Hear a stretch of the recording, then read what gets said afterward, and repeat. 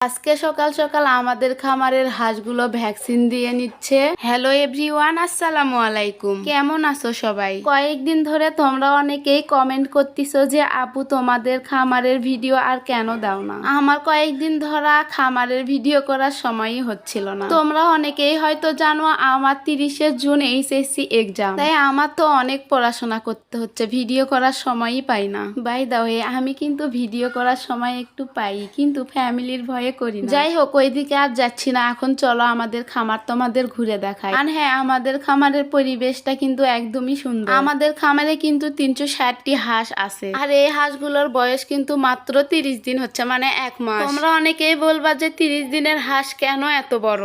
অবশ্যই এটা যে কেউ বলতে পারবে, স্বাভাবিক, কারণ বাড়িতে শখ করে যে হাঁসগুলো পালা হয় সে হাঁসগুলো কিন্তু এত তাড়াতাড়ি বড় হয় না। বাই দা ওয়ে, তোমরা কিন্তু অনেকেই কমেন্টে বলো যে আপু তোমাদের হাঁসগুলোকে কি খাওয়ানো হয়। তাদেরকে বলতেছি আমাদের হাঁসগুলো সব সময় ফিট খায়, আর অন্য কিছু কিন্তু খায় না। আর এইদিকে দেখো হাঁসগুলোকে কি রকম ভাবে ভ্যাকসিন করতেছে, দেখতে কিন্তু অনেক সুন্দর লাগতেছে, তাই না? আর এইদিকে আমার ভাই হাঁসগুলো এক এক করে ধরতেছিল, আর একটা একটা করে হাঁসগুলো ধরে ভ্যাকসিন দিয়ে নিচ্ছিল। সবাই মিলে এইদিকে হাঁসগুলো ভ্যাকসিন দিয়ে নিচ্ছিল, আর এইদিকে আমি চলে গেলাম রান্নাঘরে। আমরা গ্রামের মানুষ, আর আমরা এরকম মাটির চুলাতেই রান্না করি। যাই হোক, আমি কিন্তু এইদিকে 3টি ডিম পাতিলে দিয়ে দিলাম সেদ্ধ করার জন্য। বাই দা ওয়ে, তোমরা যারা যারা হাঁসের খামার দিতে চাও দিতে পারো। আমাদের কিন্তু এর আগেও 800 হাঁসের খামার ছিল।